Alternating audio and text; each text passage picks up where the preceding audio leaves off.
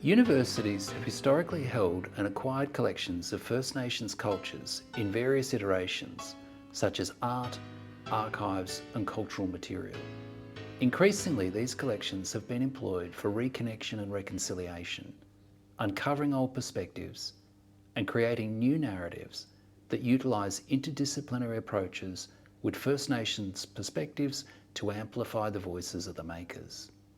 The Voicing the Living Archive, working with First Nations collections in higher education symposium, was held at the University of Canberra on July the 18th and 19th, 2024. It highlighted some recent projects that focus and examine First Nations collections across different areas of universities, from research to teaching. The event was organised by Dr. Wendy Somerville, Hakim Rahim Abdul and Katie Hain of the University of Canberra, and supported by the International Council of Museums Committee for University Museums and Collections and the Centre for Creative and Cultural Research at the University of Canberra. Dr. Rose Barrowcliffe is the Butchula Postdoctoral Research Fellow in the Department of Critical Indigenous Studies at Macquarie University and a member of the Global Centre for Indigenous Futures and the Enrich Global Co-Chair for 22 and 24. Rose is the inaugural First Nations Archives Advisor to the Queensland State Archive, and her work and research examines the representation of Indigenous people and the enactment of Indigenous rights in collecting institutions. So she's going to talk about honouring Indigenous knowledge rights in the academy, and Rose joins us online. Welcome, Rose. Thank you. Hi, everyone. I'd like to acknowledge the Ngunnawal people as the traditional custodians of the land that you're all on, and recognise that they are the knowledge keepers and the knowledge creators for that land. And that continues today and into the future. I'm coming to you from Kabi Kabi Gubbi Gubbi land, so I'd also like to pay my respects to the community here in that same role. So as you just heard, I'm Butchula of the Wannamata clan, and I came into a career as an academic who studies archival practice because of my personal experience of trying to access an archive held in a university library. So the archive was about my country. It was named using our language name for the country, and it had our kin and ancestors and community present in those records. But we were told that it wasn't relevant to us because it didn't have any cultural material in those records. So that really got me interested in, well, why would they say that, and how does this happen? And I was very, very fortunate to be in the same university at that point in time with Professor Sandy O'Sullivan, and was able to have Sandy as my supervisor and learn from their work in my PhD. So now I research Indigenous representation and rights in archives, and I also work and collaborate across the GLAM sector with other Indigenous scholars in this space, and non-Indigenous, I should say. So when I'm looking at collections, I'm always looking at collections through three lenses, and that's as an Indigenous person, as an archival theorist, and as an academic who's using collections and also creating materials that potentially will end up in an archive one day. So what I have come to realise is that the Indigenous rights to that knowledge that's held in collecting institutions and in universities, the rights remain the same wherever that knowledge sits and whatever form that knowledge takes. And that's what I'm going to talk to you a bit about today. So this is a little snippet of a poster we have up in our department at Macquarie University. And I really love it because for me it encapsulates one of the key problems of the history of extraction in universities of Indigenous knowledge, and with collecting institutions as well. So because universities have framed themselves as knowledge authorities, both as institutions of knowledge authority, but also as creators of individual knowledge authorities, and that is university graduates. Universities are an incredibly important place to rectify past practices and current practices of knowledge appropriation. And I do want to recognise that one of the most important interventions to this practice is having senior Indigenous leadership in universities and collecting institutions. And I want to recognise again Professor Sandy O'Sullivan and distinguished Professor Bronwyn Carlson. I know without their support and understanding of why my work is important, I wouldn't be able to do the work I do. So as we all know, and I'm sure you've already talked about many times this morning, in collections and in research, Indigenous people have often been the subject of the record or of the research. And the knowledge itself has been detached from the rightful knowledge authorities. So the records, the materials and collections are actually artefacts of Indigenous knowledge that are detached from the rightful Indigenous knowledge authorities. So when we're looking at a collection and thinking about the access and the storage and the use, and also the destruction of materials that are held in university collections, we need to ask ourselves, do the people or communities that are captured in these materials or records even know about the record? And have they given their permission for it to be held there? And have they had any of the benefits from that knowledge being stored or used there? Has any of that gone back to the Indigenous community or the people who are involved in the creation of that record? So back in 2013, with Sandy's Reversing the Gaze chapter, they talked about how the desire to facilitate a reversal of the gaze by encouraging and empowering Indigenous peoples and communities to participate in the active management of their cultural representation is often framed as an aspiration of the museum space. And I would extend that to all GLAM spaces. And I know from the work that I do, which is advising GLAM institutions about their collections and Indigenous rights in those collections, I can certainly say that it is not much has changed. And I know Andrew's given some really great examples, and there are fantastic examples out there of where Indigenous Knowledge Authority is starting to be recognised in collecting spaces, but I would say on the whole, there's still a lot more work that needs to be done. So part of the reason for that is because universities are still very, very tied to the idea of legal rights. And in terms of universities, that's around intellectual property. Anyone who's an academic will know that universities absolutely love to claim all of the IP for anything that happens within a university, including anything that's done by any of its staff. And they fiercely protect that IP. The problem is that legal rights are not the same as moral rights, and obviously, or often, Indigenous rights are framed as moral rights, and there's not, at least in Australia, legal frameworks to support those rights. So some of the key differences between those is that the intellectual property sees knowledge as something that can be commodified and sold. It's often attributed to an individual or an individual organisation. It has a limited time period. So in terms of copyright, that's life of the author plus 70 years. And the legal rights relate to the container, but they don't actually care about what's in that container. So what I mean by that is if Indigenous knowledge travels in a lot of different containers. So it might be through oral history, it might be through song. And then when that knowledge is shared with a researcher, it might be published in a book or a journal article, or even in an audio recording. But once it is fixed into that container, it has legal rights associated with it.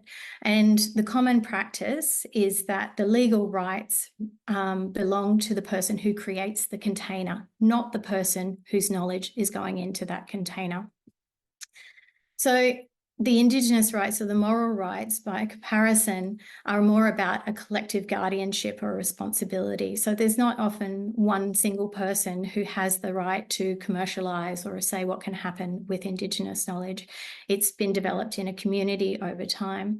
And those rights do not expire. So when copyright expires, there's still Indigenous authority attached to that knowledge. that goes on in perpetuity. And as I've already mentioned, the moral rights or the Indigenous rights are in relation to the knowledge itself, regardless of what the container for that knowledge is. So how do we navigate between these two different incommensurate rights frameworks? And incommensurate is a word that Terry Jenke uses a lot to talk about the incompatibility between moral rights and legal rights. Well, so there has actually been a lot of development over the past few decades and a lot of frameworks to support Indigenous knowledge authority in collections. And I mean, I'm sure most of you, or you will be familiar with pretty much everything on the screen. Perhaps depending on which field you're in, you might not be as aware of the right of reply position statement from the Indigenous Archives Collective, but all of these things can be found online and are there for free. And these are increasingly well-structured pieces of guidance about how collecting institutions can enact Indigenous rights in their collections. At the heart of them all, though, is Indigenous decision-making and Indigenous self-determination. So the terminology might be different, a lot of them might overlap, but really what we're trying to get to is that Indigenous people and Indigenous communities should be the ones to decide what happens to their knowledges, wherever that knowledge sits. The problem is that you can't make decisions about materials or collections materials that you don't know about. And this is the really big problem, and Andrew's already talked about this. So most collecting institutions agree in principle that Indigenous people have the right to know about the records that relate to them. But supporting the right to know it's not enough to agree in principle. It actually takes action to support the right to know, because we really need to understand what is in all of these collections.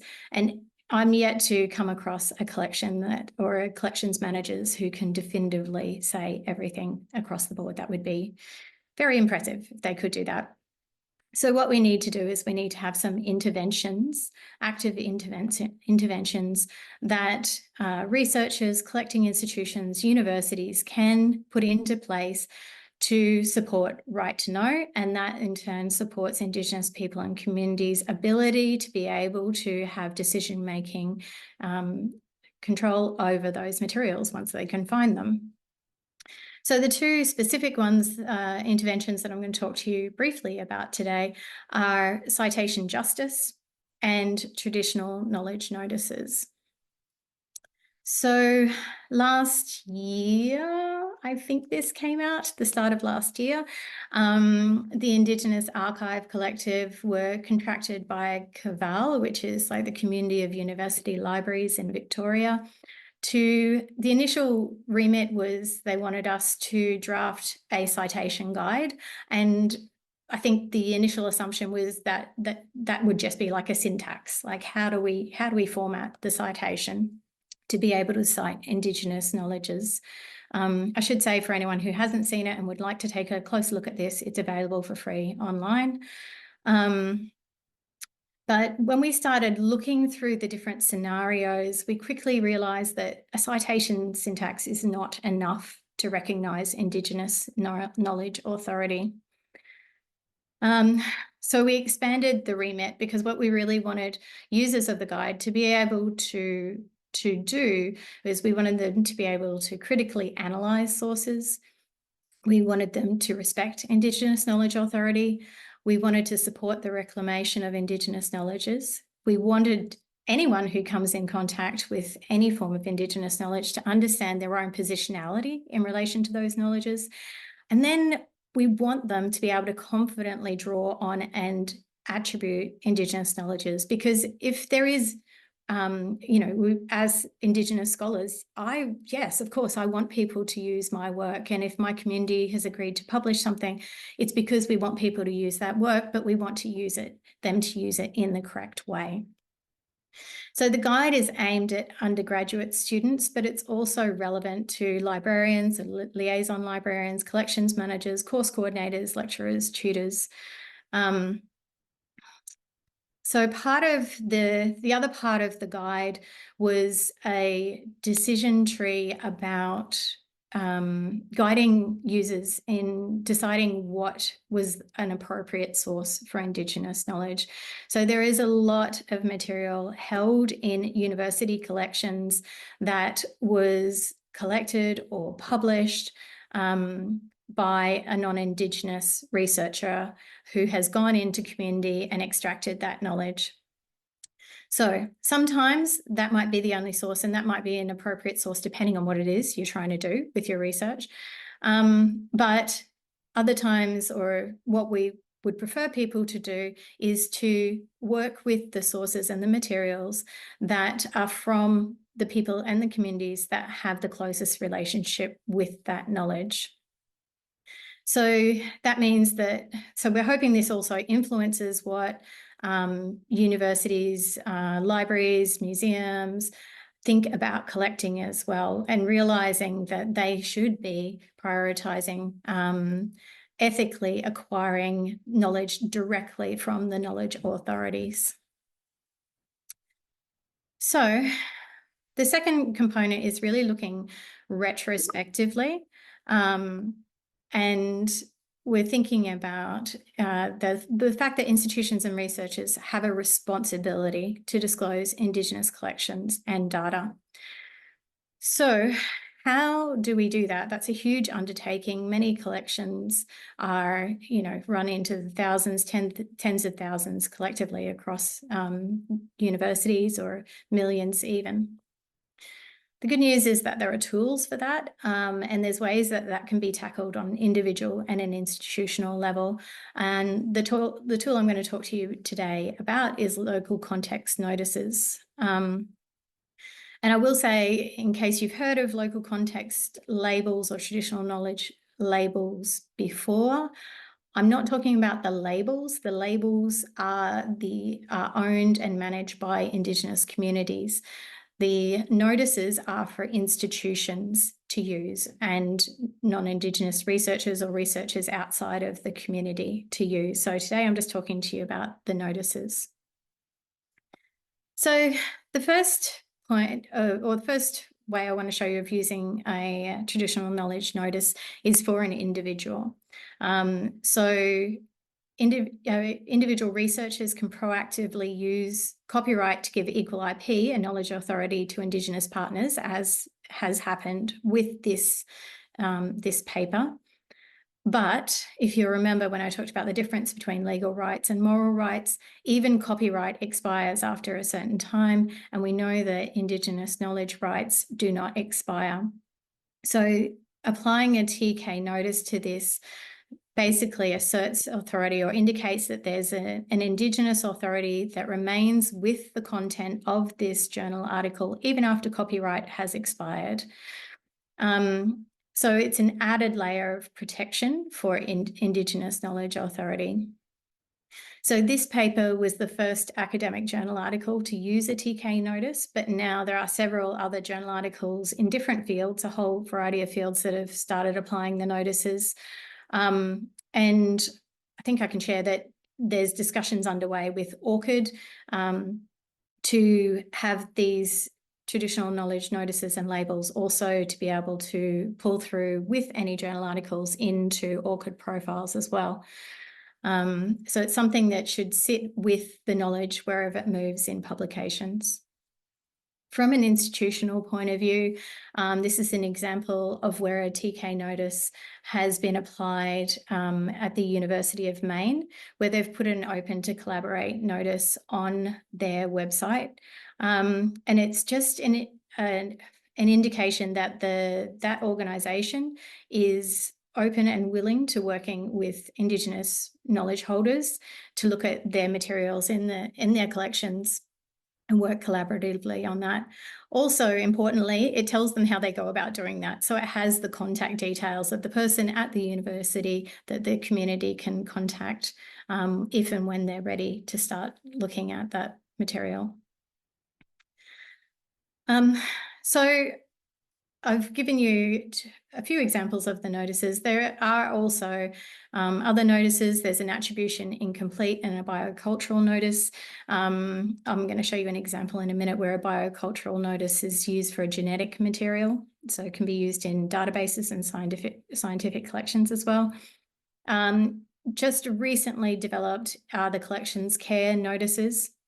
So these are a back of house tool for collections managers that help the collection staff to know how to care for materials in a way that's compliant with the protocols of the Indigenous owners of those materials. So you might see them in a catalogue at the back of house of the catalogue, but you would never see them on the front of house on a user interface, for example, and they wouldn't be shown when you're displaying the materials. Okay, so the last one is an example from Manaki Whenua in Aotearoa, which is sort of their equivalent of CSIRO, I guess. And Manaki Whenua has started the process of applying biocultural notices according to the traditional owner group of it. Sorry, this only works if it's in presentation mode, so it might not work so well. But if you can see, on the right-hand side here, you can see there's a BC down the bottom. So what they did is they put a biocultural notice on any materials that came from the lands of the Whakatoa tribe. So they looked at the geolocation of where the materials had been collected, and then they worked with the Whakatoa tribe and said, yes, this is all within our boundary. They put a biocultural notice on all of those materials in their online catalogue. And then the Whakatoa tribe worked internally within their tribe to develop their own traditional knowledge labels, which is what you see above the 4 icons above.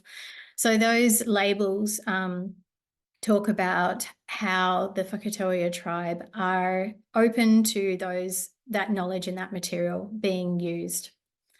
And I think I'll stop there because I think I'm at time, but hopefully that's given everyone some food for thought. The the notices that are created for this referencing system, do they have attachments for linked data? They don't. No, there is another system for linked data, which I'm happy to chat with offline, but no, the labels are just for that specific item. No worries, thank you. Question from Cindy. Sorry, I sound weird, but it is me. Thank you so much. I just wanted to ask if you could say a little more about, in the care one, about gender and the way that I think I noticed that. Was I reading that right? Hold on 1 second. You mean within the care principles? Yeah.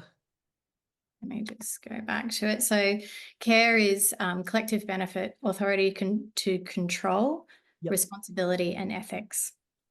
Yeah. So I guess I'm asking if you can speak a little bit more about gender and how that might be kind of framed. Do you know what I'm getting at? I'm kind of pondering the way that that collections have been very binary gendered, and there hasn't. Now, obviously, the work that you've done has actually extended that in ways that almost nobody has. But I'm just wondering if there's anything in terms of, I guess, because this provides guiding notes, if there's anything that sort of supports that specifically. Yeah. That's a really good point. There's nothing explicitly stated about gender in the care principles. I do know that GIDA so the care principles were developed by GIDA, so the Global Indigenous Data Alliance, and they are in the process of developing a care maturity model, so with a lot more guidance under it. And I'm happy to check with them and to see if there's any guidance specific to gender. I know that in terms of, so the the labels themselves are based on the care principles and how they enact them. And there are labels that are not gender specific, but they indicate that there is there's traditional or there's protocols associated with gender that require further consideration. And then that is up to the community to stipulate what that is. Gotcha. So in all, I mean, the care and the labels, it's about the community, Indigenous communities deciding for themselves. Yeah. And then they put those, I guess, they're kind of like rules or guides in place for the institutions to follow. But I'm happy to follow that up, Sandy, and get back. And I guess what I'm thinking is that, yes, I understand that it is, but also there's still a narrowing of a lens by the fact that that exists. So I don't know. I don't know if that's the case. Sorry, I know you don't know either, but I'm just, I guess I'm positing it as an issue. Yeah. Well, interestingly, so as you know, I was over in the States earlier this year, spending time with collecting institutions over there. And I spent some time at the National Museum of the American Indian talking with collection staff. And their take on it was about self-identification. So they will put a gender care notice on something, and then the community or community members come to them and self-identify how they relate to that label and how they would like to see that enacted. Perfect. Yeah. Thanks. Thank you. All right. If you need to ask Rose more questions, you can contact her. Thank you so much, Rose. Pleasure. Thanks, everyone. Thank you.